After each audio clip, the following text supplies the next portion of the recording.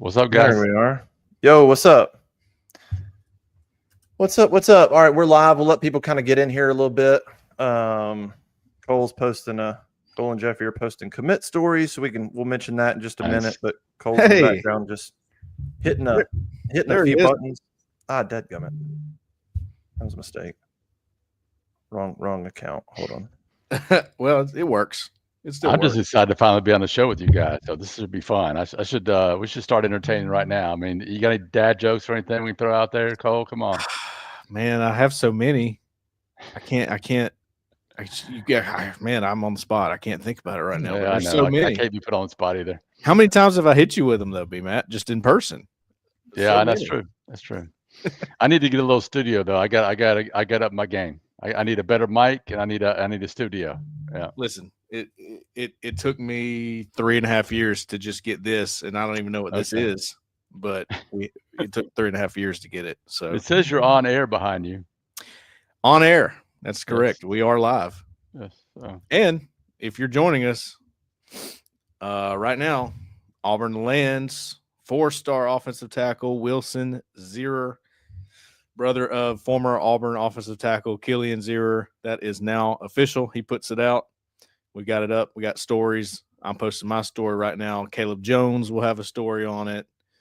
Go check it out. Big win right there for Auburn recruiting after the last, I don't know, Justin, 5 shows that we've done live at noon. We've had to talk about why Auburn recruiting is so terrible.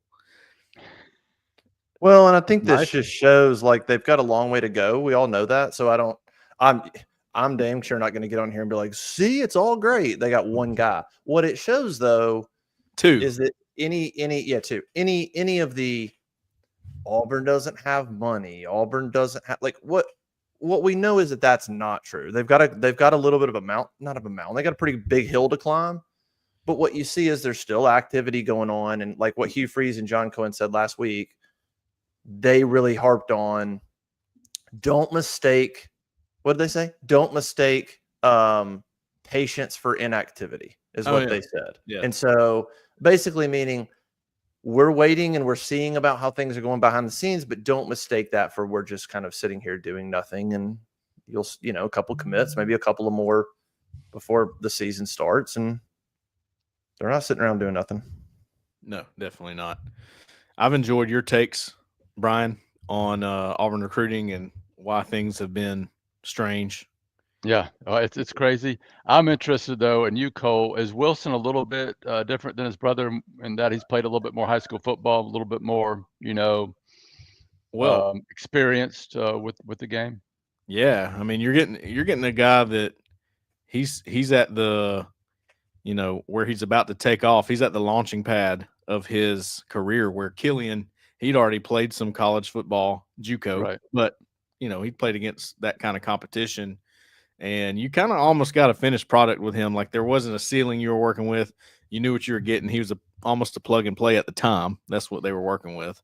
And he was pretty good. He got better, I think, in his next year after he started his first year. And then his last year at Auburn, he was better. What you're getting with Wilson, though, incredibly athletic ceiling. I mean, I think he's one of the top 5 offensive linemen in this entire cycle as far as athleticism goes. I mean, it's a track guy. Like he does so many things that typical offensive linemen don't do. He's a left tackle all day. I think that's what he projects at. I love his skill set. So that, and Alabama wanted him, Florida State wanted him, Michigan offered him. There's a lot of big offers that came in for this guy. Auburn was one of the first ones that saw him before he was unranked. Obviously, legacy guy, but big time, man. I just love that. I love that pickup. It was a very important one.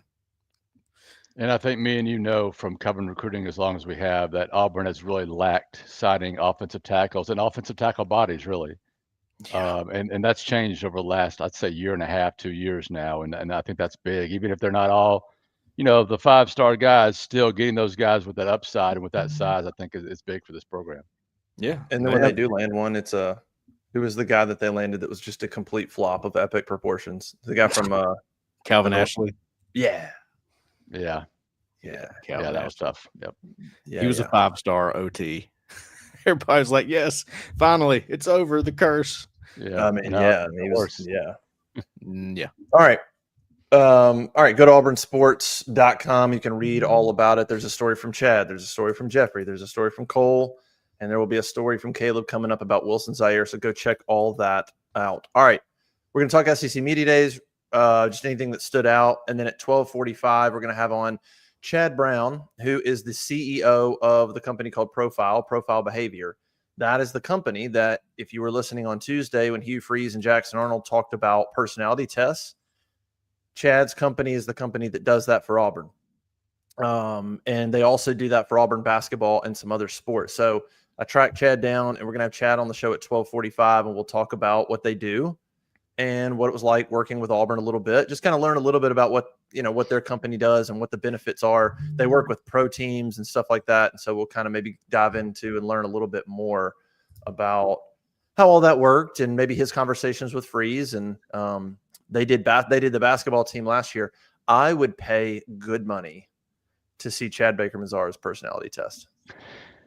I would pay good money. I want to see that thing. Yeah, I would pay good money to see this guy and Rodney Garner have a discussion, because Rodney is not changing his coaching style for anybody at any time. So No, Yeah. I love it. Love it. So but we'll I do think that. this is fantastic. I can't wait to hear from him. I think this is a smart move, by him to create this company, and by coaches to implement into their system. Yeah. So we'll learn Yeah. a little bit about that. Media Days. Where do you want to start? What stood out? I'll let you guys go first. Brian, I'll let you go first. What's one or two things that you can think of, whether it's from Freeze or a player, that you came away, intrigued, good, bad? Like what sort of stood out to you? Well, I think it was Keldrick who said he was just sick and tired of losing, and is ready to start winning again. And I like that attitude. I think this team, the entire team needs that. I think JG wrote about that a little bit in his column a couple of days ago too, which was big. I thought, even though Freeze didn't maybe, I don't know, look his best, so to speak, he looked kind of tired to me.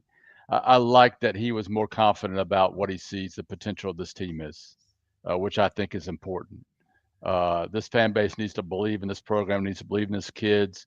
Jordan Hare Stadium needs to get back to being that place where number one Florida comes in and gets their tails kicked in, where number one Alabama team, gets beat, where Auburn can actually win against Georgia at home. I mean, those things need to get back here. I mean, it's just like all these traditions that Auburn's had have kind of gone to the wayside the last 5 years with these really poor, pathetic type teams they put on the field, and they need to get back to being a good program and competing with their rivals. Yeah. What about you, Cole? Anything stand out that you heard? Yeah. I thought, listen, we've been critical of Freeze on this show. I think it's been fair. I think it's been fair criticism, and also, when he does something good, I want to give credit. I'm all about giving credit when it's due. I'm all about giving criticism when it's due. I thought he did a fantastic job at SEC Media Days. That's my takeaway, my opinion. I thought the best thing he said was, I think what you notated, Justin, when he called out his roster for the first time since he's been at Auburn, and he said, this roster deserves to win. And I don't know if that's the exact quote, but that's what he was saying. We're not at a point anymore where I'm saying I've got to have more. I need another recruiting class. We're not quite there yet. The talent gap's not closed. He's saying, I think we're close. I think this team deserves a much better record. We deserve to coach them to a better record, or whatever the words were. You get what he was saying. I thought that was great, because we talked about excuses. Everybody's talked about excuses with him all this time at Auburn. But I think in his mind, it's always been year 3. And I think he's comfortable with year 3 and where they're at roster-wise. I think he doesn't look at the losses like fans do. Fans get upset about the way they've lost games. He does too, but he knows it was part of the process of getting the roster where it needs to be, getting everything where it needs to be year 3. And that's why I think he's got confidence. To me, it showed. I thought the confidence that he has in the football team showed. And I was glad to see that. Yeah, that's kind of where I fell. I have been critical of Freeze a couple of months ago when he got on with the next round in Birmingham at the golf tournament, the regions. And they said, what are the expectations this year? Do you feel pressure? And his answer was kind of him hawing and going, I don't know. I think we should make a bowl game. I mean, I thought, and we talked about it, I thought it was an atrocious answer. I couldn't believe he got on there and said, I think a bowl game. And I think most people agreed. And I was very critical of him when he said it. And after media days, I got on Twitter and I said, I respect what Hugh Freeze had to say last night to us and today. I said, the roster's there. There's a workable schedule. It's year 3. He stepped up and he owned some expectations and really aligned himself. And here's where I think it's important. The fans are already thinking we should win 8 games. Auburn should win 8 games. So really, Hugh Freeze kind of playing the game of downplaying expectations. It's not working because the fans weren't buying it. So like, I thought what he did on Tuesday was and what he had started to do over the summer is just be a little more bold and just accept some expectations and align yourself with the fans. Now I think everybody's aligned. There's no, like, I thought what Freeze said was right on point. We're a really good football team. He even kicked. Now he might have gone too far the other way, and he said, I think we can be in the playoff discussion. And I'm like, oh, no, wait a minute. You just said maybe a bowl game. Just make a bowl game, yeah. And now you're talking about, so I'm like, let's find a middle ground here, Hugh. But I'd rather it be that way than the other. Say that, man. And I get it as a coach. You don't want to set the bar so high. And I get it. As a coach, you don't want to say a number. You don't want to go, we're going to win 10. Like you want some ambiguity and some subjectivity so that you can kind of maneuver around. If it doesn't go great, you can go, well, I get as a coach not wanting to put a number on yourself, but I liked the comments that he made. I liked the boldness of saying we're a really good football team and this team should make strides this year. Like, we should maybe even be in the playoff discussion. That's exactly where you need to be. And the fans are already there. So just come on, align yourself with the fans. And now I think we all think the same thing about the team and the expectations. And then later in the year, if it doesn't go well, we don't have to play the game of Freeze going, well, I told you guys, no, we're all on the same page right now. We're all on the same page. So I really appreciated him kind of stepping up his game in that regard about what this team is capable of, man. They're a good team. You saw what 24/7 put out their blue chip ratio today. Yeah. And they're top 15 or whatever in the country. The talent question is not, I don't want to hear it. They've got talent. They had talent last year. They've got talent. There is no more talent conversation. It's only about execution at this point. Are you good enough to put wins on the field or not? Yeah, I think it's time to answer some questions. Does Hugh Freeze still have it on offense, right? Can he still run a program at the highest level, right? I think Cole has talked about this, those little things, doing those little things right, the little things of execution and game management. Can he handle all those things and, get Auburn playing at a much higher level? Yeah, and I know he's saying that. I know he's telling his players that exact thing because Keldrick Falk said it at media days. He said the small details are where we were lacking. That was the problem. So that's definitely the message being given to his players. You love to hear that. I think the buy-in with the players is great. Keldrick Falk, Connor Lew, Jackson Arnold, I thought he was impressive. Yeah, those three, shout out to them. They were all really good. Really good. On point. They were. And nothing, no fireworks, I guess. I mean, there's nothing like that. You don't need that. It's just confidence. Again, I felt confidence coming from those three. I felt confidence coming from Freeze. And that was the main takeaway I wanted. I didn't want hesitancy. I don't think anybody in the Auburn fan base does. Because, look, at the end of the day, this is year 3, man. You've recruited better than most Auburn coaches that I can remember. You've got your roster to a place where it has to be. Close to it anyway. At least you're starting to rival those that have been just killing you as far as blue chip ratio, star power, whatever you want to call it. Nobody's going to have any questions at the end of the year. If you don't have a good year, we know who the problem is. If you do have a good year, we know something happened. We know that you were needed a better roster, like you said, this entire time. So, there's no reason to tamper expectations anymore. Go in with confidence. You got nothing to lose. Yeah. Well, there's a lot to lose. I mean, there's still a lot of pressure, but I thought he won the day. I just think he comes out of what I saw on social media, what I saw on the message board was people going, great day.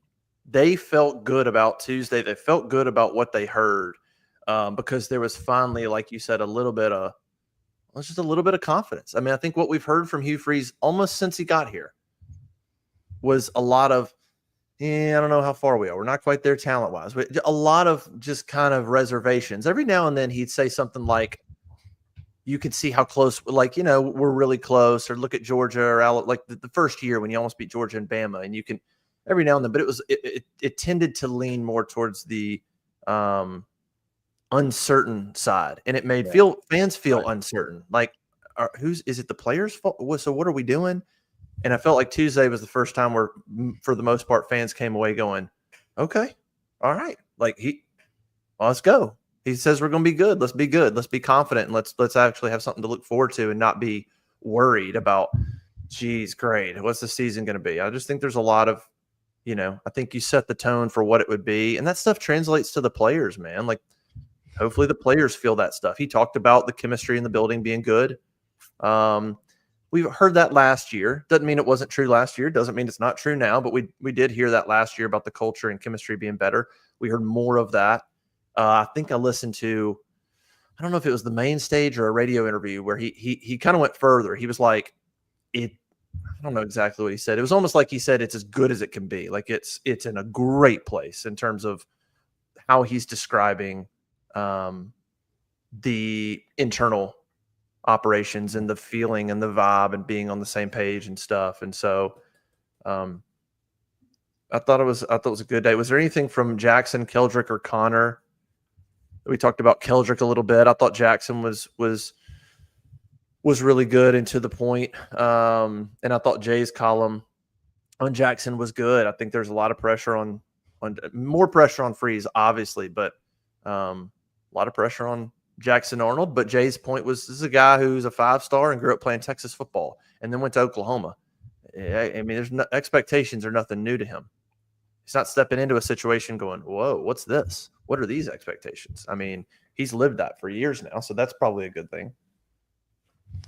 I would say Connor Lew was probably the guy who, was there just answering questions. He's not saying anything too outrageous, but he did talk a lot about the offensive line and how much it's improved over the last couple of years. Does feel like this is the best unit they've had. I think he's excited about having, veterans like Dylan Wade and Jeremiah Wright on both sides of him. I mean, there's a ton of starts between those two guys, a ton of games played, and then getting in some veteran tackles like Chaplin and like the Murphy kid on the right side. So I think that could be the most improved unit on this team. It could be the difference between Auburn winning 5 or 6 games or winning 8 or 9 games. Their improvement, and if it translates on the field. Absolutely, yeah. Everything you hear about Auburn's offensive line has been positive. You hadn't heard anything where you go, I don't know about this spot, or I'm not sure about left tackle. Nope, everything sounds pretty good. A lot different than last year, where even though the kid that came from Mississippi State, what was his name? Percy. Yeah, even though he was getting talked up a little bit, you just still had some major doubts about it. You're just like, okay, we'll see. Yeah. I guess the big difference there is Chaplin's on draft boards. Like, yes, exactly. There's some credence to the buzz, I guess. Jackson, I didn't really take away anything crazy from him in particularly. Like, he was pretty even keel. He didn't say anything too crazy. I think that's kind of his personality anyway. He's a pretty laid back guy. Mm-hmm. But I thought what Brent Venables said about him was interesting when he was speaking and asked about Jackson Arnold. And I was like, man, it was pretty complimentary. He was sounded like they didn't want to lose him. Well, I mean, 50 sacks. They gave up 50 sacks. People got to remember that, Oklahoma. Auburn's offensive line wasn't very good. They gave up 27 last year. Was that the number 50? I believe that's correct, yeah. Well, because I checked it twice when I wrote my story. I couldn't believe it. But Well, yeah, you wrote it.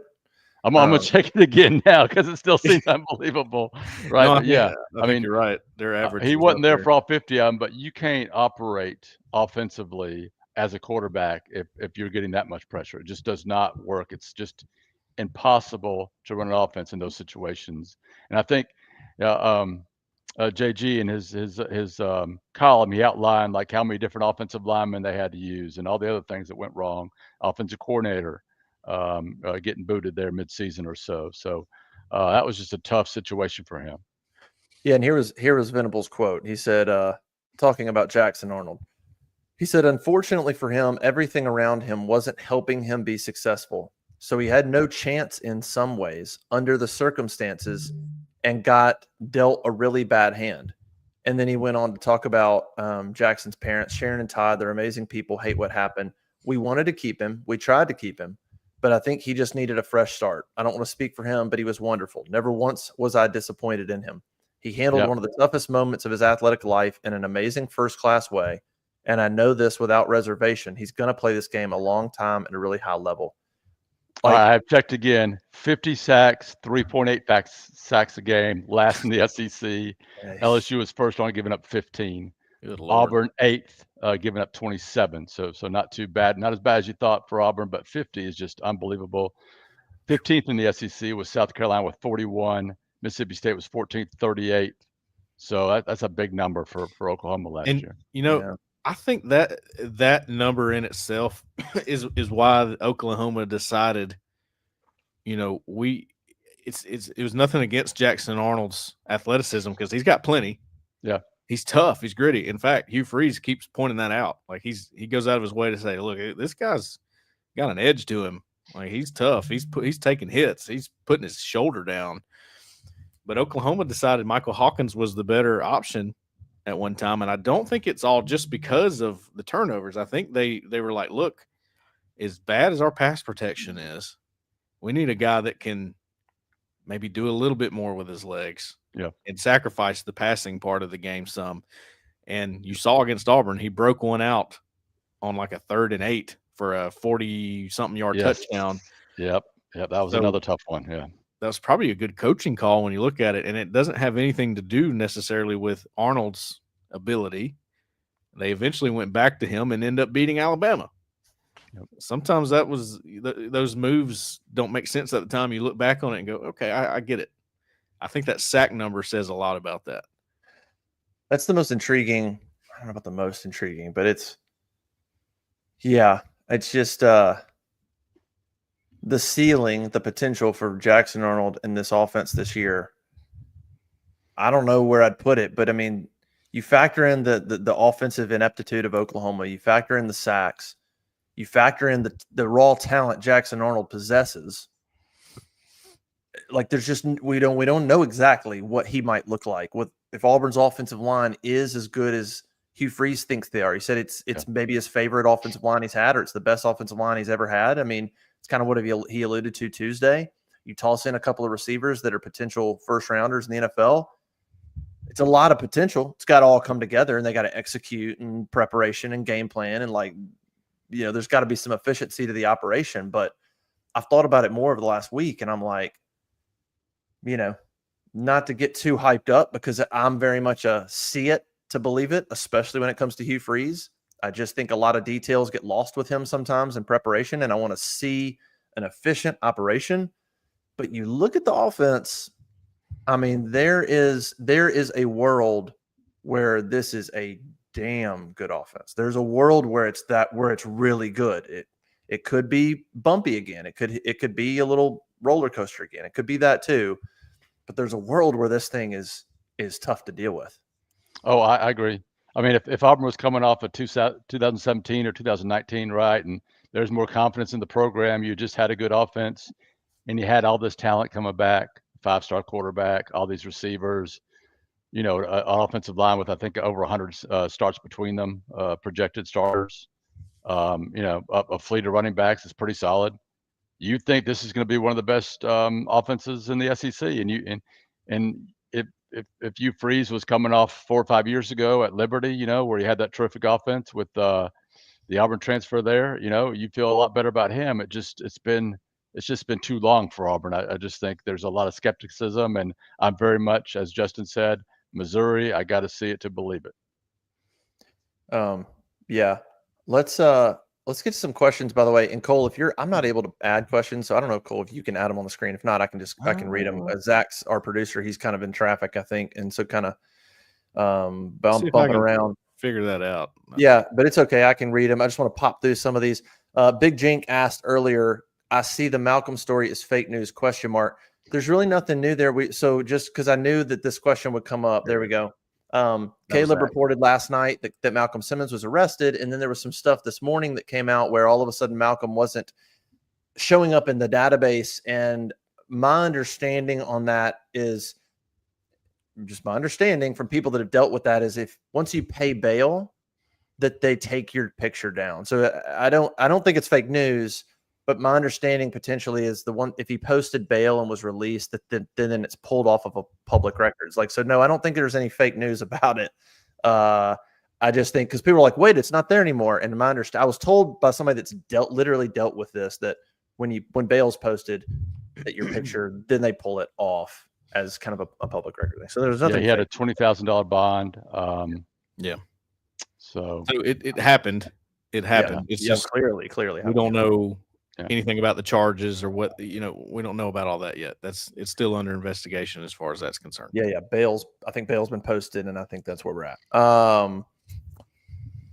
What else? It's too early to talk about what's going to happen with Malcolm, who might step up. Let's just let that play out a little bit. Yeah. There was a question here somebody asked about, calling plays. So Freeze was asked Monday night, right, Brian, about who's going to call plays. And he pretty much just goes, it's going to be like it was last year. Like Freeze is going to be the primary play caller. And then Nix and Austin, I'd have to go back and look at exactly what he said last year. But basically it was like, I think Ken Austin was in charge of like 3rd and longs. And Nix was in charge of like, I don't know, some red zone stuff. But I mean, Freeze is the primary play caller. The Bucs going to stop with him. And Austin, Nix will have their influence. They'll have their say. Yeah. Austin will put together some packages for 3rd and longs going into a game, and Nix might put together a couple of plays or some packages for red zone. But, when we talk about play calling, it's just going to stop. Now, what Freeze did say is, I don't care. It's not about credit. I don't care. I just want a good offense. I don't care who gets the credit, that's a whole nother conversation. Cause at times it's you wonder about Hugh. At times it's when the calls go great, at times it's him. And when they don't, it's kind of everybody. That's sort of been a little bit of a pattern, but so from a play calling standpoint, nothing's going to change from last year. Like Buck stops with Freeze. Yeah. Other guys will have their say. I think I can maybe explain the process. It's not on 3rd down, the headset flips over to Ken Austin and he makes the call. What it is Freeze goes up to Ken Austin and says, okay, what do you got for 3rd and 8? And he goes, we got this. This has been great all week at practice. We had this prepared. Good, let's call that. And then, like you said, the buck stops with Freeze. That's what he means when he talks about Ken Austin doing 3rd down stuff. Yep. And I think a lot of staffs do the exact same thing.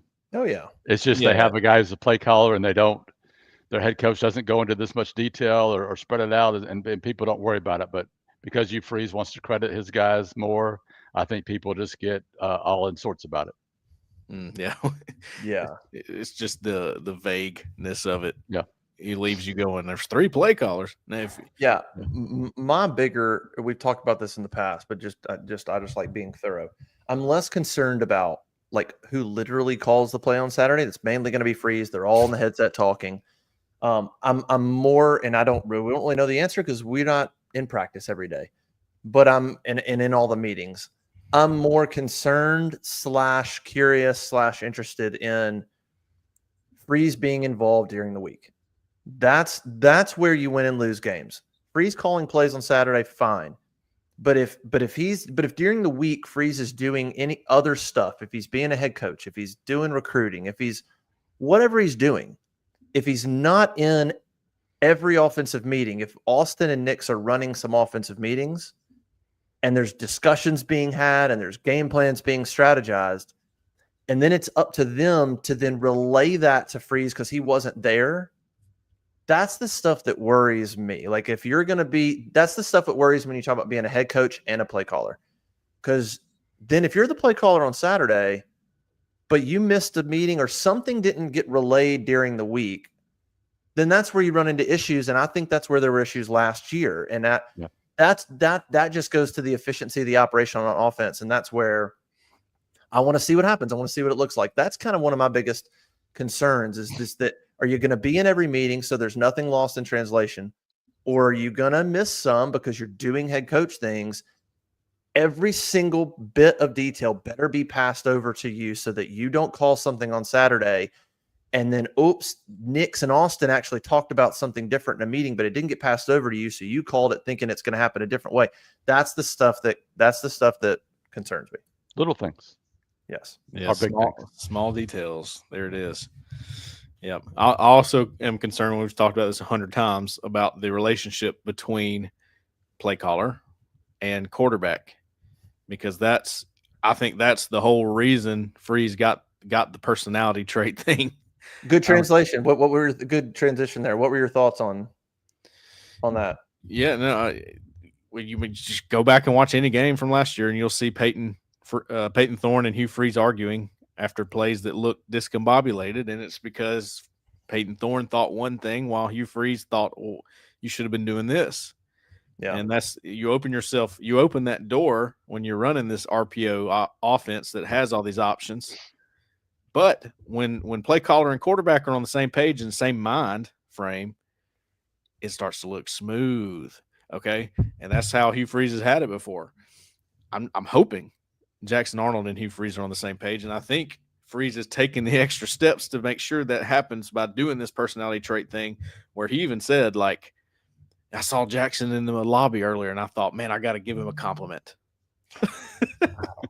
I don't know. Yeah. I mean, the problem is we heard Freeze last year talk about, I could go search the quotes, but I heard him talk about how he felt like him and Peyton were on the same page. I heard him talk about Peyton's like another coach on the field. I mean, I could go find quotes where he said stuff like, we're starting to see things the same way. And then you get to the Saturdays and you're like, but are you? Are you talking about like that was what he was saying in preseason? That's what he was saying the week before the game? Because I don't know if he said differently, but that's one of those things where you feel good about it until the rubber meets the road, and when you get to that point, it wasn't what you thought. I'm just comparing that to what we're hearing now, which is I'm learning how to communicate with Jackson and da da da da. And so I've just heard the same page thing a little bit last year. I heard that, and then you saw a bumpy road. I'm more intrigued and encouraged to hear, and if it's true, Hugh Freeze talk about trying to learn how to coach his quarterbacks. Cole and I talked about this on the show multiple times last year. I didn't love how Hugh coached Peyton Thorne. I didn't love what I saw. I think every player is different, especially quarterbacks. And I just thought that, and Hugh admitted to it. He literally said, I don't think he loved it. There's times where I think I'm Michael Jordan. And I just hammer on them. You do it my way, do it my way. And he's like, there's times where there maybe needs to be a little more give and take, a little more understanding. And I think I think him and Peyton did not jive. And I thought there was some ways that Hugh coached him that I didn't think you were getting the best from Peyton. And so if there's a little bit of self-awareness going on and you can coach Jackson and you guys can be on the same page a little bit more, and there's how you coach him, maybe you learn a little bit, that would be nice too, because I didn't always think that was smooth. I didn't think it was always a situation where you were going to get the most from Peyton last year, the way you were coaching him in game. I don't know. Yeah, I think he agrees with you. He said Peyton caught the brunt of the deal a lot. Yeah, he said that a couple months ago, and so that's good. You can make progress from that if you can admit that. Right. What else before we get to talked about running backs a little bit? We'll probably try to get a story up at some point, but he thinks he's totally fine doing running back by committee. He has no worries there. We're still waiting on Darrell Robinson to kind of see what you got there, but he feels like, again, he said Jeremiah Cobb's going to have a breakout year. He feels good about Damari and the reliability there. Mentioned Alvin a little bit. I don't know what our expectations for Alvin to kind of break in there, but he likes some things that Alvin brings to the table. But is that a position group that we're just completely overlooking because of receivers and Jackson Arnold? And is there's just a lot still to. Do you trust him? Like that group's ready to go, be a running back committee, or there's still some question marks with that group? Go ahead, Cole. You got this. Yeah, I mean, there's definitely question marks until we actually see it and how it's going to work and the rotation. And I think the good news is you're going to have fresh legs. There's no doubt about that. I love that. Bad news is you don't have Hunter anymore. And I think Hunter separated himself from that pack for one reason. And I mean, does Damari Austin accelerate like Hunter? I think he's pretty close. I think some of the skill sets are there to be as good, but the difference was yards after contact. You have to be special to be able to do that. And Hunter had it. That's why the Rams like him, right? I don't know if anybody in this room has that ability to consistently get the yards after contact, to get hit and then drive a guy for 5 yards or break a tackle and then break off a big run. We've seen flashes from Cobb, and that's the one that Freeze likes to keep pointing out and saying, you wrote that article, Brian, I think, breakout year, right? Yep. He's the one you look at and go, he might have it. But I don't know if it really matters. I don't know if it really matters if you have a Hunter in this room. I think with what you have in the passing game, with or without Malcolm Simmons, whatever happens there, I think you're going to be fine there. You have some guys that just do the right thing, do their job, and consistently get some yards, fall forward. You don't have to be flashy. Yep. I also think running back's position where you can be really solid and still be good, and you can find a guy as the season goes on.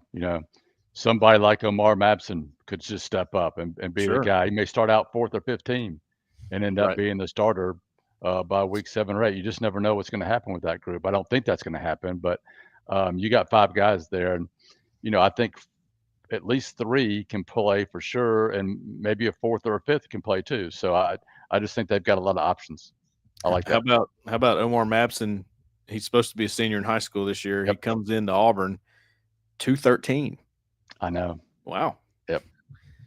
And he's got some shiftiness to him. Yep. And he's got some power to him. Yep.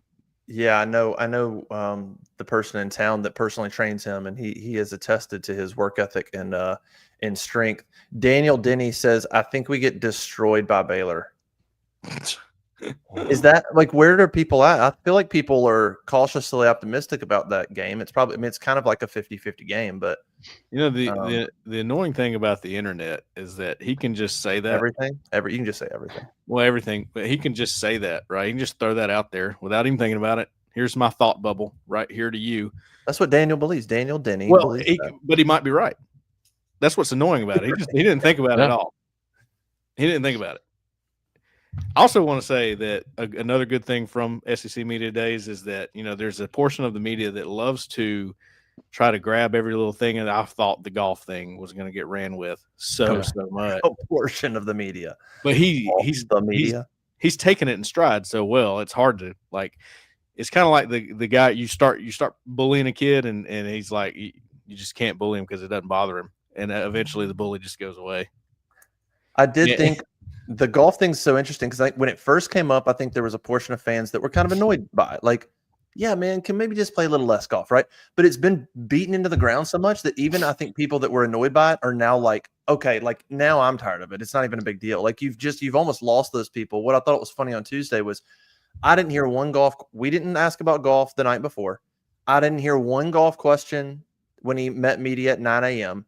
I didn't hear one golf question in the main stage except for one. And the one golf question he got, it was kind of funny. It was, are you tired of defending yourself about your golf game? And I'm going, Nobody asked him but you today. Like, there's just one golf question. So it's like, are you tired of defending yourself? I get it in the past, but it's like, nobody, if you didn't ask it, literally it wouldn't have come up the entire day.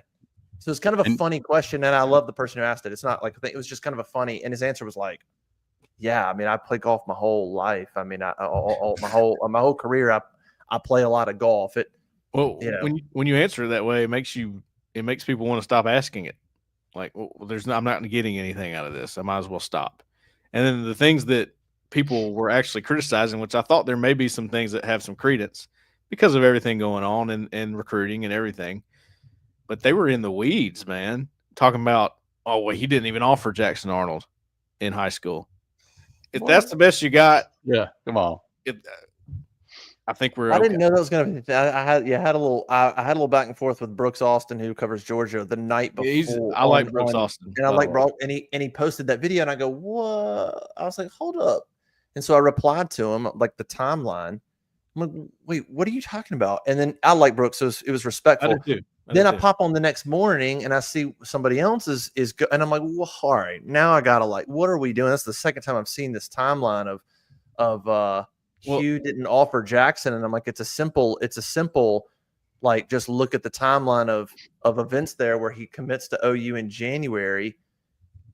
Freeze didn't get to Auburn till November of Auburn. So either two things: you either wanted Hugh Freeze to show up at Auburn while trying to salvage a class, while trying to hire a staff, and go, you know what we need to devote time to? Let's go recruit that 5-star who's been committed to Oklahoma for a year. I think we can. I don't have any infrastructure over here. I have nothing over here. I think we can go flip that guy. You either wanted that or you wanted him to offer at Liberty, which I brought up. And I'm like, listen, if you want to criticize him for not offering at Liberty, go for it. But my gosh, I mean, do you think he wasted 2 seconds going? He probably saw film of him at some point in the summer. That kid's pretty good. And then he went about trying to recruit at Liberty. I mean, there wasn't a lot of thought like we should offer him and evaluate him and recruit him. What it means is there was nothing else to criticize. Yeah. But there is. Like, if you want to criticize Hugh Freeze, I think we have enough out there, right? Like, I don't think we're short on specifically from media days. That's why I think they had such a good day. If that's the best you could pull out, if that's all you spend your time on criticizing, Auburn had a great day at media day. Yeah. What that was is those are examples of people that don't particularly trust anything he says. So there's really no winning with them, and they're gonna pick apart everything he says. And so they picked that one, and it wasn't really a good argument to make. It's like you could make other good arguments about Hugh Freeze without that one. That was a weird one. Anything else before we get to Chad for media days? Any other points? Good. I think we hit on all of the. I'm trying to think. We saw. Yeah, I think we hit on the high points. All right, Zach, let's bring Chad in. I think he's with us. Hey, Chad. Gentlemen, how are you? Fantastic. We're doing well, man. Appreciate you joining us. I gave you a quick intro at the beginning of the show, but do it again. So Chad, we wrote a story Tuesday morning. We're at media days, and Hugh Freeze talked about these personality tests with the football team. And I thought it was interesting, and I put up a quick story. And then Jackson Arnold was asked about it and gave a kind of an answer too. He talked about doing this personality test on his visit, and how he felt like he said he didn't feel like he learned something new. He felt like it kind of it exposed something about him. And I thought it was interesting. And then I come to find out, Chad, that your company actually has helped Auburn basketball with some of this stuff in the past. And now it's bled over to football. And I thought, man, that's really interesting because Freeze talked about how it's hopefully helping him build better relationships with the quarterbacks, like understand how to coach. Sure. I guess from briefly, what do you guys do? For people who don't know, what's your company do maybe, and how did you sort of get involved with Auburn? Yeah, no, I appreciate the lead in, and guys, thanks for having me. Chad Brown, CEO of a company called Profile that, does these, we're a behavioral agency, but think technology like software that gives these assessments fast on a phone. And, our company history is, it's just so new when you hear the press conference and the reporters asking Hugh about these things. We've been with the NFL Combine for 13 years. So like we've been doing this a long time. We've been with the Dallas Cowboys about that long. My joke is like, some people hate the Cowboys, so don't hold that against me, fellas. But no, we do a ton of college athletic departments. This is, these assessments, they've been in corporate America for 75 years. One of which we use is like, in Fortune 500 companies and so on. But we met the Auburn, the brass, I would call it, definitely through basketball. I met Bruce Pearl on the sidewalk in Houston, Texas at the Final Four. And, immediately I got with Stephen, and Stephen Pearl ran with it, you know what I mean? And implemented it the last couple of years. And we met Jared Benko along the way. Jared was speaking, you guys obviously know executive associate athletic director over strategic planning under John Cohen. And he was speaking on a panel, and some of our clients that, were speaking with him, and they got to talk about it. So it kind of was interesting how both worlds came together at the same time. When Jared got hired back, we got started with basketball.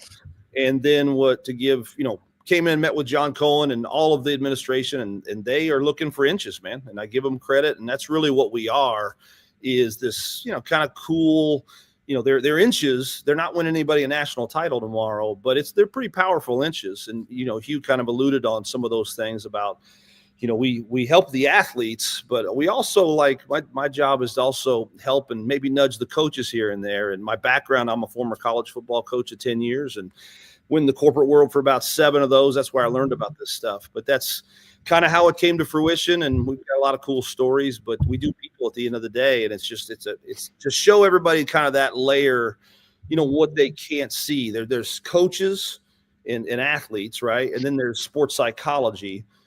We're not sports psychology. We don't really want to be either. We've kind of bridged that gap. We want to help them, but we're a tool for coaches and athletes to kind of just see things they can't see. And I can elaborate on that, but that's trying to intro it makes sense to the audience.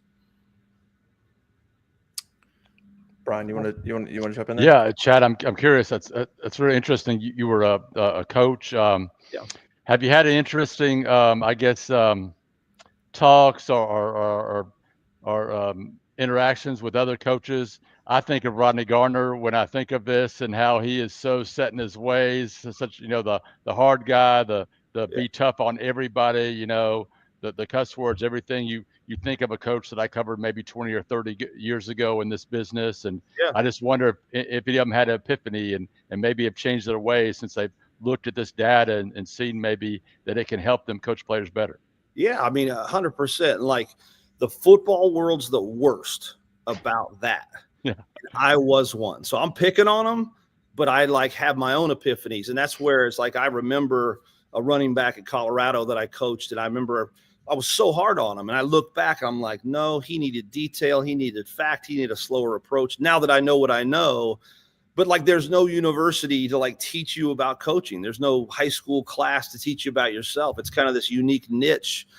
And there's a bunch of stuff out there that, in the world, the internet, these personality tests, it's muddy. It's what does what. So coaches sometimes think it's BS, but if you sit down and explain it and have people take it, it can really help the old school ball coach see some things they haven't seen. Right. And it's, and let's give them administration is on coaches. They're paying them millions of dollars, especially, Auburn football and the SEC and the Big Ten or whatever. It's you need to be that way, because that's just how it's understood. If you back off a kid, or you let maybe an introverted individual go back to his room, be by himself, the administration, if they see that, well, why aren't we doing everything we're supposed to be doing? Well, it needs that.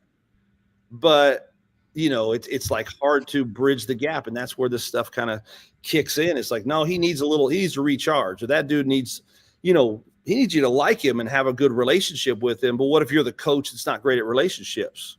So that's how this stuff, in theory, I speak big picture on these things, how they work. So that's a good question. But yeah, man, football's the most advanced when it comes to competitiveness strategies. When it comes to culture and personalities and being more effective, they're probably the furthest when it comes to all the sports under the umbrella in college athletics.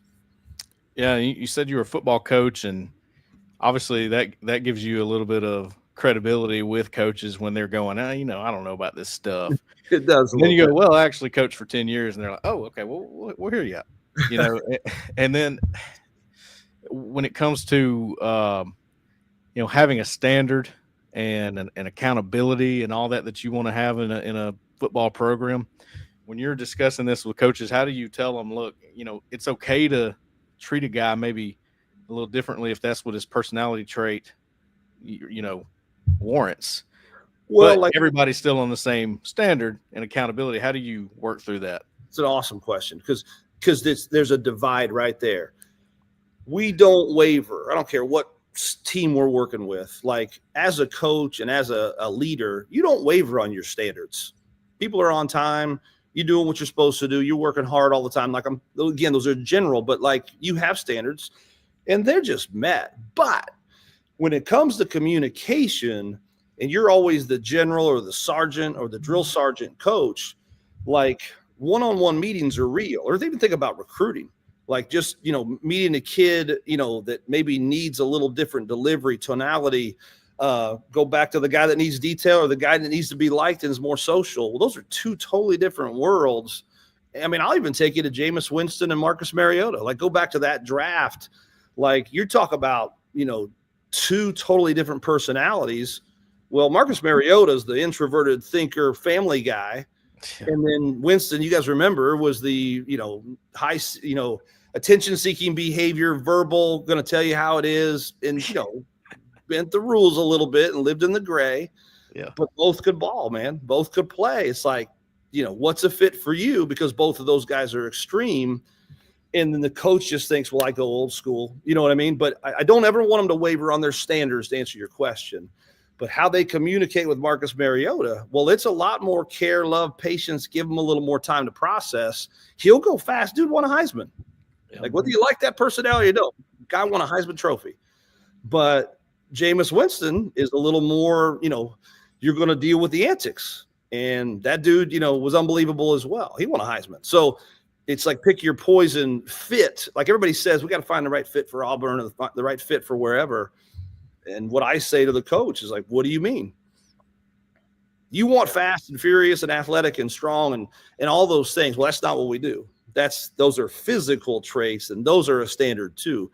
Cole, that's a great, like you get it, but it's like the under the hood stuff. Yeah, there's little things that we all kind of lean into personally. And in football, there's so many players. It's like, are those linemen? Those linemen, are they more like part of a pack, more like the stable, steady dudes, the detailed dudes, not real extroverted? Yeah. And are those wideouts and DBs a little more polarizing? Well, yeah. And that does show up in here. But some of those stereotypes aren't always what you think either. So we've learned some cool stuff through the years. We got over 8,000 of the best football players in the world in the past 13 years in the system. So we've seen some stuff.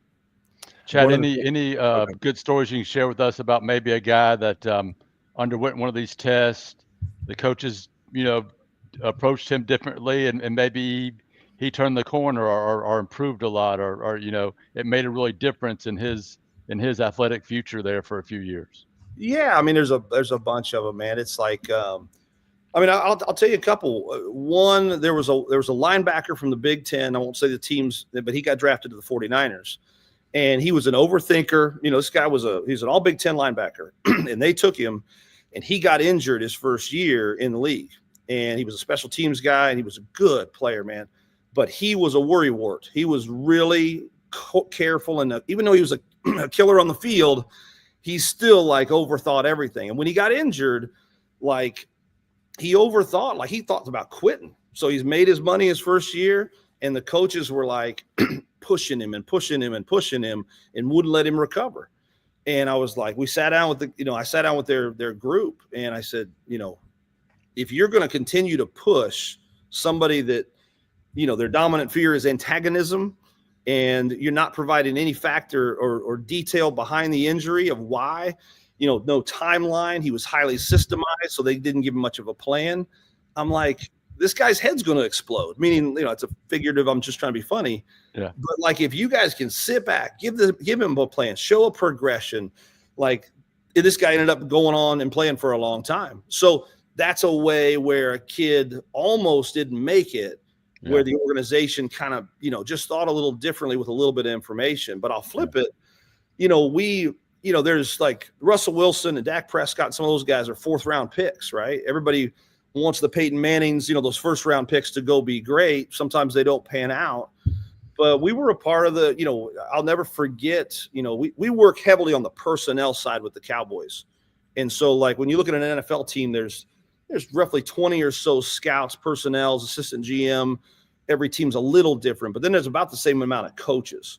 But we work really heavily on the personnel side with Stephen Jones, Jerry's son, and Will McClay and those guys there. But when Dak Prescott came up out of Mississippi State, from a physical standpoint, great player, right? I mean, he was a part of those teams at Mississippi State, was number one in the country. And, who'd have ever thought they were 5 weeks number one in the country? But they were like, can we get a quarterback later? You know what I mean? Does he have the right traits? And everything about Dak Prescott, and I'm going to speak big picture, was leadership, was balance, was relationships, was detailed. Like, there were no extremes. Like, Johnny Manziel's in there. Like, Johnny's extreme, right? But Johnny won a Heisman, right? So it's like, but when you look at Dak, it was just, we were at just one data point, right? They're looking at those scouts are looking at everything, right? But that's a cool success story, because those guys told me 3 weeks in that they're like, there's no way he's third on the depth chart, 3 weeks in, because of how he won over the locker room and intangibly did all those things. And like, this, what we do is an IQ.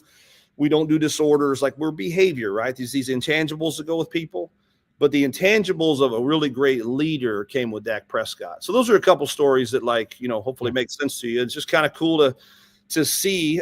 His coach, by the way, was very analytical, and that, his coach had to kind of work on being a little more personable, friendly, fun, because, Dak kind of liked that stuff, and he's good at it. Chad, one of the things I wanted to ask about, he was pretty transparent on Tuesday about these tests, and I wanted to read you his quote. And he talked about working with you. He said you were brilliant. He said he learned a lot, but he made this comment. Yeah. He said, I thought he was brilliant, talking about you. I guess he had conversations with you, kind of trying to decipher sort of what maybe some of these results were. Sure. But he said, it helped me understand how Jackson Arnold, and Deuce Knight, and Ashton Daniels, how they need to be coached by me. He said, because I can be, as he pointed out several times, I can be that Michael Jordan side of, you have to get this right. Why didn't you get it right? Right. Instead of, I probably need to be more of the Scottie Pippen sometimes with my quarterbacks. Yep. And we've talked about that before last year. Like, we see that. We've seen it on the sideline with you. It's like, sure, how could you possibly mess this up? And he's pretty anal about the details. Sure. What do you make of that comment? And what's sort of your analysis of him saying, I feel like, sometimes I think I need to be the Jordan, but sometimes maybe I need to be the Pippen. What is, sort of analyze that a little bit? Yeah. Like, I have to teach it to where people understand it. Right. And like, if you took everybody in the world, I'm sitting down and Hugh and I are getting to know each other this past year, but like, you don't have a lot of time with Hugh Freeze. You don't have a lot of time with these head coaches. Right. And they're interested, but they're busy. So I got to make things simple. And if you took the whole world of 8 billion people and put them into 4 categories, we teach with the Bulls, like one of the, a way people relate. Jordan's your type A, direct, controlling, confronting personality. Some people are like Dennis Rodman, social, fun. Remember Dennis Rodman needed Vegas? Like, I need to go have some fun. Like, some dudes need social, man. Like, but the coach, sometimes doesn't like that. Scottie Pippen's the caring, loving, never too high, never too low, kind of a stoic dude, but like, he's the ultimate number 2 teammate he's a top 50 player of all time.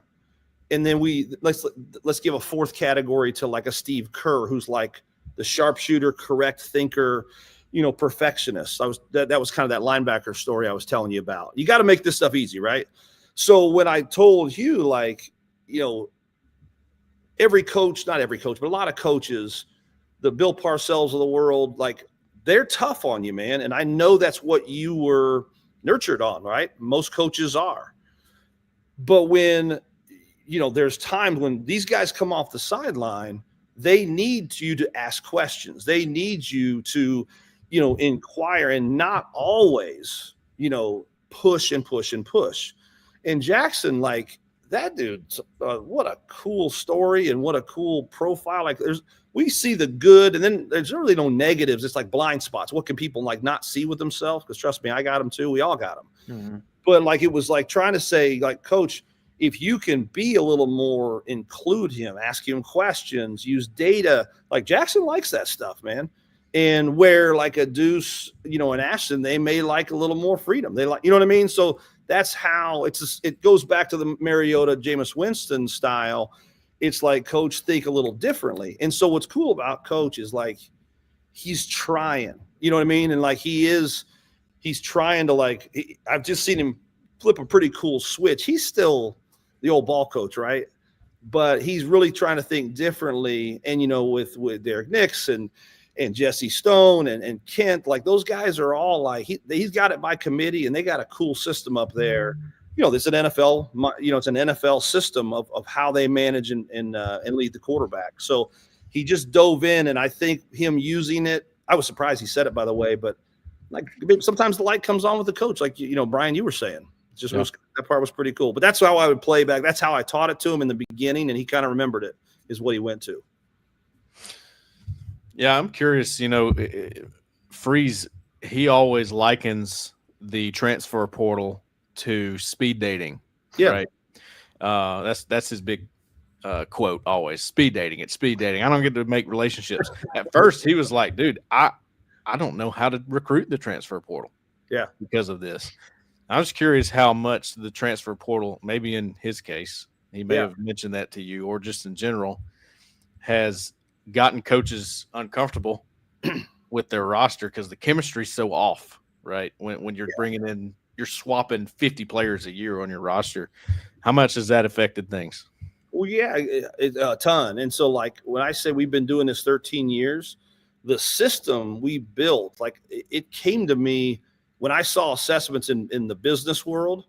My brain was like, I started reading a bunch of books about being an entrepreneur, because I was like, what if you could give it on this thing?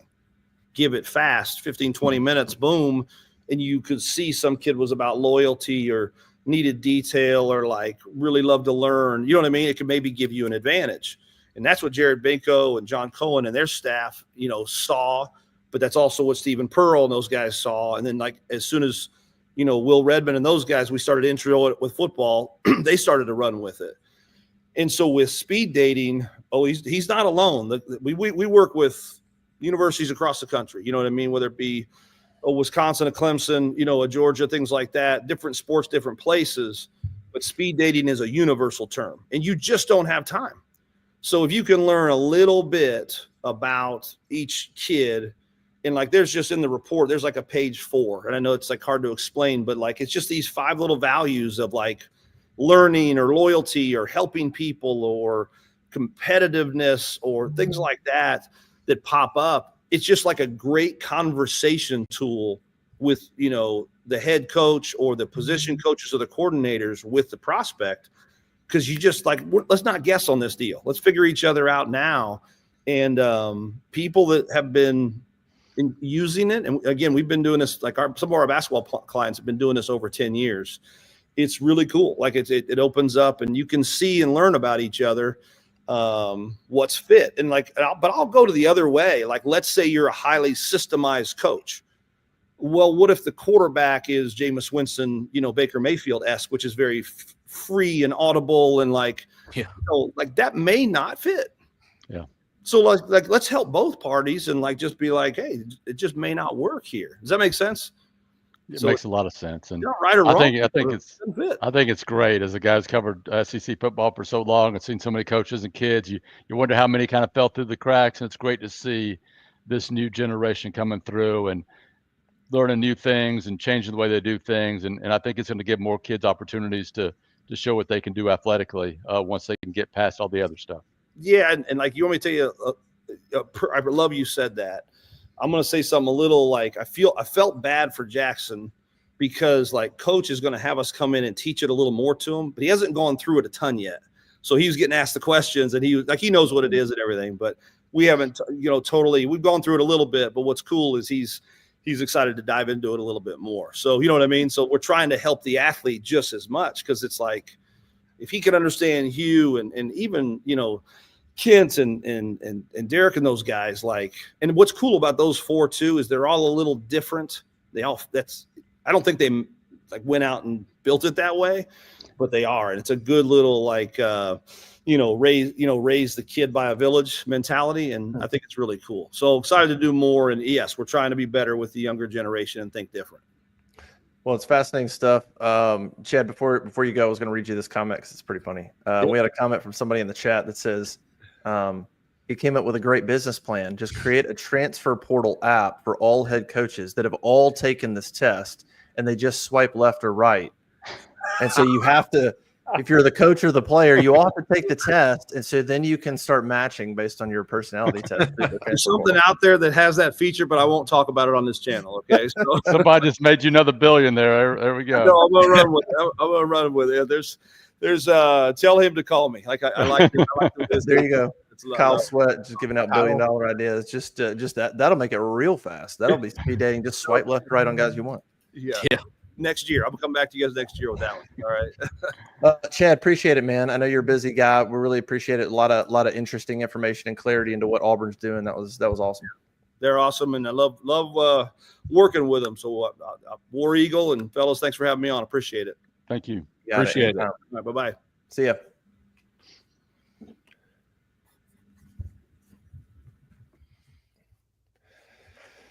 All right. Anything interesting stand out? It's kind of cool. That huh? was great. Yeah, no, Yeah. I love it. I love it. I just really want to see him meet with Rodney Gardner and go over some things. I just really want to be a fly on Now, the wall for Rodney, that. your personality, Rodney. That's exactly where my question came from. Yeah, oh Right, yeah. because I was like, okay, I hear what you're saying. I'm not doubting it. I think it's great. I just want to think like old school coaches think, because that's the camp I come from. Yeah. And I'm thinking of like my dad, my granddad. Like, how would they take this exactly? That's And- every coach. I mean, they're gonna think they don't know how to do it sometimes. Like these are just it takes a long. It's hard to change your habits, but like coaches are like, do it my way. I don't have time to like coddle you or learn you. It's a challenge, but I can respect coaches trying. Well, Yeah, I and think the old school's been passed down, right? I mean, coaches learn from other coaches. They don't go to, Chad school to learn how to coach, right? So Yeah. I love it though. I think it's going to open up new pathways and new ways for coaches to succeed and new opportunities for kids who maybe, I don't know who they are, but there've definitely been kids that have fallen through the cracks maybe because they just didn't quite mesh with the coach or the staff or the system, and I just think it's more opportunities for those kids now. I think it was probably an easier sell for Freeze, even though he is kind of old school. But he's a relationships guy. He's always about that, and I think that's why he's been a good recruiter, because he is good at relationships, and he's wanting to make sure that he's got everybody bought in, and buy-in to me is the most important thing. Even if you have a standard, even if you have a certain way you want everyone to act, you can still adhere to that, like he said. Right. But at the same time, I want to know you're bought into what I'm telling you. When I say Justin something, I Clayton want you just mentioned Rick Trickett too is another one. Rick Trickett. Yes. But buy-in's a great point because you can have a kid say yes sir, no sir, shake his head yes, but when he walks out of that door, does he still believe what you told him? Right. That's the buy-in. Yeah. And you throw in that these kids are making all this money now. Yeah. And that changes things. That'll change your personality. Yep. Especially when you're 17, 18 years old. Yep. Well, anybody that's got a kid, understands that there's a distinct personality, and there's a way that they're going to listen and learn and react. Like that's just a part of life. Like you would go through your normal life, and that's an understanding how you deal with your kids, how you deal with friends. All your friends aren't the same. Like it's a complete understanding. But then you get on the football field, and it's kind of like it all goes out the window, and the head coach is like, you're treating 100 kids the same. Do it. This is how it. And you're like, but if you went out in the real world, you wouldn't treat your kids. You would know that you got 3 kids. They're all a little different. And if you're trying to be the best parent you can be, you're going to learn that they're a little different, and you're going to treat them a little differently so that you can get the best out of each one. And so it's the same concept as trying to apply that in the football team. Not easy. Like I respect the coaches for trying to do that. It's not easy with all the things you got going on as a coach to teach them the X's and O's and all the stuff, and then go, all right, I also now have to cater maybe part of how they learn. Like that's a lot. I get it. But just making the effort is a good thing. And it goes both ways. The players have to make the same effort because it's 2 people going on. So the player has to make some effort there too, to understand the coach. It can go both ways. What's Hugh like? Hugh's he's a little anal. Like if it's not done, if we're on the field, if it doesn't go right, he's going to lose his mind or whatever it might be. And how can I maybe listen to him and hear the words, but not always maybe hear the tone, or like, there's ways where I think it goes both ways. Yeah. I thought perfectionist was a good word that he used. I thought about Peyton Thorne and how he operates, and that almost seems like he's kind of that personality trait. And I think Freeze is too. It's funny that you almost need the opposites attract, right? You kind of need maybe a more chill personality with that. When you're both perfectionists, Brian, you know you've been married a long time. You know how things can go like this with personalities. Oh yeah, you need a good mesh. If you're both one thing, it's kind of hard to get chemistry. it really is. It really is. It's important, and I like Justin's thing about the speed dating, the apps, whatever, because I think it is important when you're talking about this relationship between a quarterback and a head coach or play caller, whoever that guy is. They've got to have that good personality match, and I think this is something we're going to see more of. If I'm a top quarterback now, and I know that somebody's going to pay me $2 million to come, I'm going to invest in myself and find out what coach will be and what system is the best match for me physically and personality wise. So I just think this is an evolving thing that's going to continue to grow. It's great. Yeah. Justin, before we go, I need you to explain this Brett McMurphy tweet to me. It's so great. I don't understand golf. I don't know what these numbers mean. Help me out. Well, the GIN is the handicap. So the closer to 0. So they see the guy at the top is plus. So his average handicap is under par. So everybody else, 7.6 is 7.6. Basically, that strokes above par. That's very good. I mean, if you're out there consistently shooting, 79, you're pretty freaking good at golf. But shout out to Barner Becker on our board. She posted this too.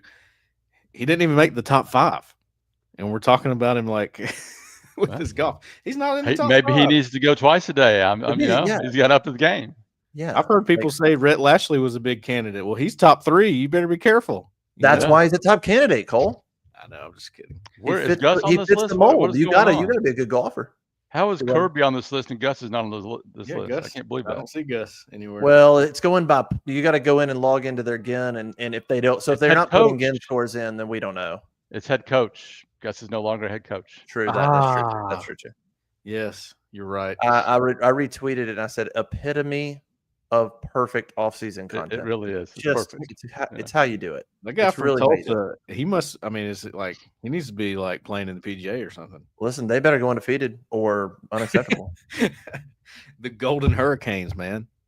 They better go undefeated. You playing that much golf, you better be in the playoff.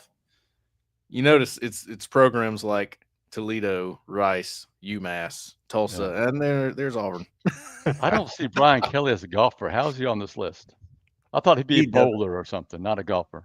Yeah, he doesn't come off as a bowler. He's like Bill Murray from that movie, right? Yeah. Oh man, that's some good stuff. Well, that was interesting. Anything else going on that we need to hit on before we roll? Are we good? I'll ask y'all this question. I asked it to the board as we've been on this. Which board? Which board, Cole? The corner bunker. The corner bunker. The boards. Yeah. How about the boards? Plural. The boards. I talked to the boards. How does the let's even go back to Adam Balagoon Ali. The Adam Balagoon Ali and the Wilson Zire, with what we know, about recruiting. Does that make you feel any better about the situation and the way it's been playing out? Do you still feel like I'm not sure about it? Not sure. I personally am still skeptical. I do believe in this staff as recruiters and you freeze. Like, if everything's even, they're going to kick some tail, right? Yeah. And win some battles and sign a top 10 class, but everything's not even. And I just don't know where this is going. I think maybe their interpretation was right. Well, what happens if it's right and then, the CSC, the College Sports Commission, gets sued or whatever, and it changes, and then it's a free for all. Yeah. Mm-hmm. It's just a really difficult position to be in right now. Very difficult for Auburn. And it is. My opinion hasn't changed based on those two commitments. I would say my opinion has changed over the last 3-ish weeks on just having more conversations with people in the athletic department about off the record about their approach, about things that are going on, about a lot of the details about the system and how it's set up.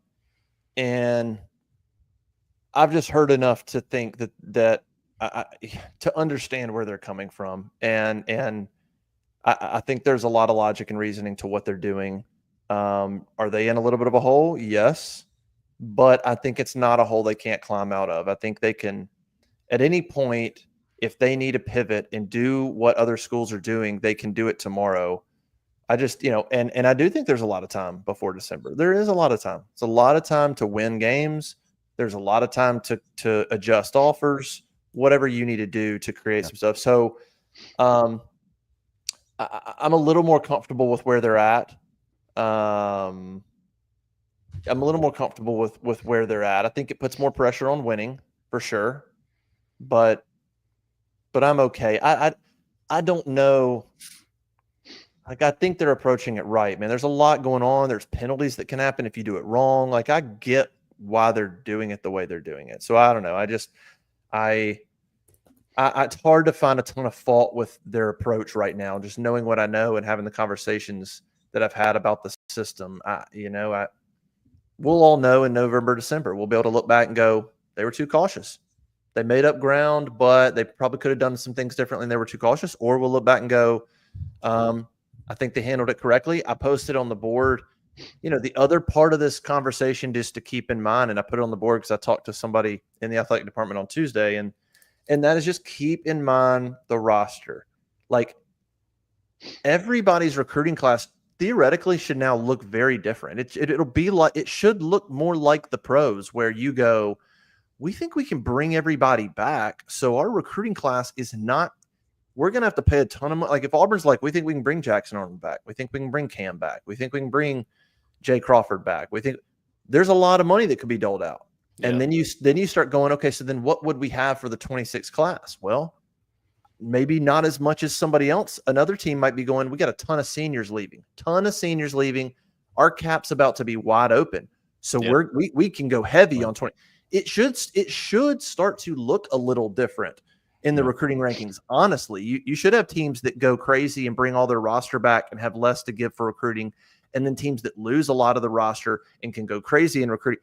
It should start to look a little bit different. And Hugh made that point with the receivers. Like, if I can bring every receiver back, I don't have any room for a receiver like on my roster or whatever. So I think that's an important part to keep in mind when we talk about the cap, rev share, and we're just staring at recruiting and going, well, if recruiting's not top 5, then Auburn's not doing well. Well, maybe not. If they're planning on giving a ton of money to bring this roster back, and they know that, and they're like, we're being cautious on how crazy we go early in recruiting offers. That plays a part too. So I think there's more things to factor in when you look at the recruiting rankings and say they are or are not spending money. I think it's like, even more so, watch how it plays out. And it's really going to be something you can't fully determine until very, very late. And you go, okay, now what's the picture? What's the full picture am I looking at? In June and July right now, it's very hard to make some of those determinations. And this year's a lot different than it'll be next year, right? Because teams were able to pay off some or a big portion of their roster before July 1st. I think some schools like Texas Tech really stepped up and did that. Some other schools too. I think some other schools weren't able to do that. So that makes a difference. And then I think going through this a year, we'll figure everything out. And next year, maybe teams will be more on an even keel, and there won't be so much discrepancy between an Auburn and what USC and, Georgia and other teams are doing. Yeah. Yeah. We'll just have to kind of see. And like, USC is a good school to watch. I mean, they're sitting there with 30 commits and the number 1 class. Okay, if they actually sign all those guys, then I have no idea what's left over for their roster. I don't understand how you would, I guess you start getting into NIL and stuff outside of rev share, but now you're making a lot of promises that you can't even really do yet. And that's where a lot of the uncertainty comes in about having that many kids committed, and you haven't even gotten into the season, and you haven't even made promises for your roster for what you want to bring back next year. And you've got all these kids committed. Like, what are we missing here? What in the world kind of promises are being made right now? Yeah, this is frustrating because we're in such a holding pattern with it. And I'm ready for that part to be over, where we do have more concrete evidence and answers and all that. Yes. But Yes. it's not that way. It's very abstract right now, especially for coaches. And it's not just that way for us. They're all scratching their heads too. Even the ones that are having success are going, all right, now I got to hold on to this. How am I going to do that? Rebecca Walls asked if we wanted to go from 8 to 9 games, and would I be a fan of that? And yes, I would Conference personally. games? Yes, because that brings in your 6-3, which means you have 3 permanent opponents, which would be Alabama, Georgia, and for now would be Vanderbilt for Auburn most likely. Right now, in the 8 games, it's a 7-1, I believe. Right, they're working it so Auburn and Georgia can still play, but if they keep this 8-game schedule, it's going to be, I think, 7-1. I think I got that right. And eventually Auburn and Georgia might not play every year. We'll have to wait and see. Keldrick Falk said you better not let that happen. Yeah. And then the other thing is, I think ESPN has agreed that they would pay out the SEC more money if they went to 9 games, which to me is just I understand why SEC is maybe not for it, because they're concerned about the playoffs. They're concerned about their leverage in negotiating the future of the playoff, where they go to 14 or 16 games with the Big Ten and other schools. But I think the SEC should eventually get there. Yeah, I like it. All right. Well, I think we'll roll. I think we covered a lot today. Go to auburnsports.com, get full coverage of Wilson Zire. Any more commits coming this weekend? Maybe, Cole, maybe not. Well, I would say we are on alert. Okay, fair enough. A few guys. I love being on alert. Yeah, This kind of alert, at least. This is a good alert. Yeah, right. Yes, this is good. Yes, unlike Wednesday night, but a couple guys that may have a date, but hearing that maybe it could happen sooner, like August dates, but it could happen sooner. You have an August date, and with Jace Matthews, you have Jacquez Wilkes doesn't have a date, so alert with him for sure. Yeah. So a couple guys. Those would be huge pickups for Auburn. I mean, that's a great pickup. If Auburn's 60th in the country, or top 5 or top 10 in the country. Oh, I mean, regardless of where they are ranked, team rankings wise, just get 2 or 3 of those guys to go with Zire now, Balagoon Ali, Peyton Falzone, and all that you've done. Boy, you've got momentum going into Baylor. Yep. Momentum. What is that? Well, I know. It's been so long. It's been 80 years. All right. Well, let's roll. I was trying to see real quick. Yeah. So I guess the two recent commits moved Auburn up 10 spots in the rankings, which is kind of our point. Also, that yes, Auburn was ranked 73rd or whatever. They had 6 kids committed. That's part of why they could have 3 4-stars and be ranked 80th. Like, get the quantity up as well. Like 2 kids commit and they jump 10 spots. I mean, it won't take long. It won't take a lot of commits to get them back inside the top 30. Then you got to land some elite players if you want to get back in the top 10. But yeah, they'll get back in the top 30 at least before it's all said and done. But as we said before, falling to 73 doesn't give you an excuse to then at the end of this go, well, at one point we were 73rd and we finished 28th. No. Like, no, yeah. We're not going to reset expectations because you fell to 73. You went top 10, and you said you needed 3 straight top 10. So that's still the expectation. Yeah. Freeze said he wholeheartedly believes they can get a top 10 class. Sure yeah. I'd like an updated answer in the playoff. Top 10 class in the playoff. Hugh Freeze is like, let's go. Check. We got it. Well, I mean, look, being in the playoff conversation, there's 20 to 25 teams that could be in that by the time the season's over. Yeah. Yeah, I see Eli Drinkwitz said that he wants a 30-team playoff. He wanted playing games for the 4 playing games for the SEC and playing games for. Yeah, I was like, boy, he was dropping jokes. He talked about getting the right, fight song for when he walked up. So he's giving him a hard time. He's a little snippy, isn't he? Yeah. Oh, Eli, but I like it. He's funny. I like he's funny. Former Auburn assistant under He's Gus. funny. Byron Vick says, I'm a nonstop hater. I guess he missed the beginning of the show when I just heaped praise on Hugh Freeze in his media days appearance and what he said, and gave him a ton of applause and ton of respect for what he said. So maybe tune into the whole show, Byron. He just tuned in. Yeah. Cut us some slack, Justin. He just tuned in a few minutes ago. Yeah. Then you wouldn't make comments that make you look like an idiot. That's what the internet is. Yeah. Yeah.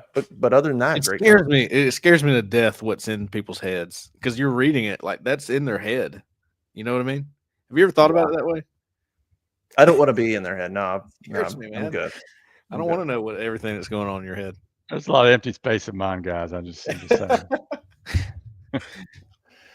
All right, let's get out of here. Everybody go to auburnsports.com, subscribe. Hopefully some more recruiting news this weekend. We will see Filip Jovic basketball. He arrives Saturday. So that'll be cool. Next week, you'll have a full Auburn roster practicing. That'll be fun to see as well. And then go check out the message boards. A lot going on at auburnsports.com. Appreciate you joining us. For Cole, Brian, I'm Justin. We'll see you guys next time.